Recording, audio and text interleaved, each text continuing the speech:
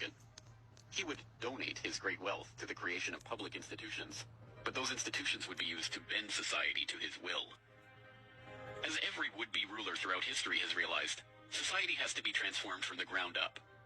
Americans in the 19th century still prized education and intellectual pursuits, with the 1840 census finding unsurprisingly that the United States, a nation that had been mobilized by tracts like Thomas Paine's remarkably popular Common Sense, was a nation of readers with a remarkable 93% to 100% literacy rate. Before the first compulsory schooling laws in Massachusetts in 1852, education was private and decentralized, and as a result classical education, including study of Greek and Latin and a solid grounding in history and science, was widespread. But a nation of individuals who could think for themselves was anathema to the monopolists. The oligarchs needed a mass of obedient workers, an entire class of people whose intellect was developed just enough to prepare them for lives of drudgery in a factory. Into the midst stepped John D. Rockefeller with his first great act of public charity, the establishment of the University of Chicago. He was aided in this task by Frederick Taylor Gates, a Baptist minister that Rockefeller befriended in 1889 and who would go on to be John D.'s most trusted philanthropic advisor. Gates would go on to write a short tract, The Country School of Tomorrow, that laid out the Rockefeller plan for education. In our dream, we have limitless resources, and the people yield themselves with perfect docility to our molding hand. The present educational conventions fade from our minds, and, unhampered by tradition, we work our own goodwill upon a grateful and responsive folk. We shall not try to make these people or any of their children into philosophers, or men of learning or science. We are not to raise up from among them authors, orators, poets, or men of letters. We shall not search for embryo great artists, painters, musicians, nor will we cherish even the humbler ambition to raise up from among them lawyers, doctors, preachers, politicians, statesmen, of whom we now have ample supply. Although Rockefeller's resources weren't exactly limitless, they might as well have been. In 1902, he established the General Education Board to help implement Gates's vision for the Country School of Tomorrow, with a staggering $180 million endowment. The Rockefeller influence on education was felt almost immediately, and it was amplified by help from fellow monopolists of the era who were approaching the topic of philanthropy from the same angle. Although best known as a steel magnate, Andrew Carnegie's fortune started on the railroads transporting Rockefeller's Standard Oil around the country, and was greatly magnified by a lucrative investment in property near Oil Creek that provided steady, profitable oil sales. In 1905, he established the Carnegie Foundation for the Advancement of Teaching, a tax-free foundation through which Carnegie and his appointees could direct the development of the education system in the United States, and, eventually, worldwide. In 1910, Rockefeller followed suit by establishing the Rockefeller Foundation, which became the tax-free umbrella organization for his philanthropic ambitions.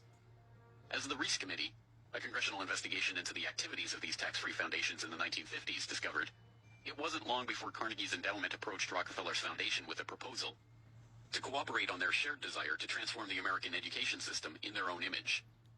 Norman Dodd, the director of research for the congressional committee who was granted access to the Carnegie Endowment's board minutes, explains. So they approach the Rockefeller Foundation with the suggestion that that portion of education which could be considered domestic be handled by the Rockefeller Foundation, and that portion which is international should be handled by the endowment. And they then decide that the key to the success of these two operations lay in an alteration of the teaching of American history.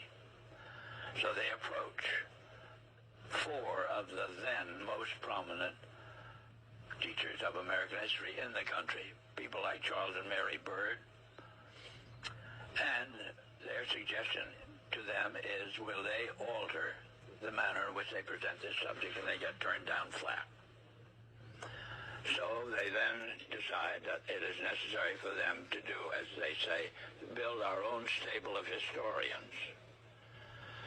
And then they approach the Guggenheim Foundation, which specializes in fellowships, and say, when we find young men in the process of studying for doctorates in the field of American history, and we feel that they are the right caliber, will you grant them fellowships on our say-so? And the answer is yes. So under that condition, eventually they assemble 20.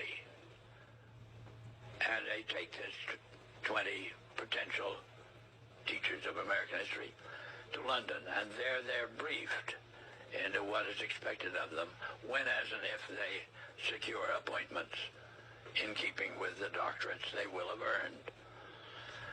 And that that group of 20 historians ultimately becomes the nucleus of the American Historical Association.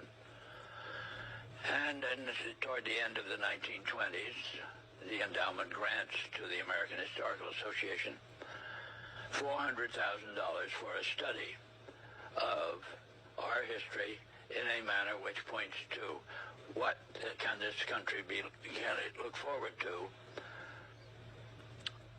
in the future. And that culminates in a 7-volume study, the last volume of which is, of course, an essence and summary of the contents of the other 6. And the essence of the last volume is the future of this country belongs to collectivism administered with characteristic American efficiency.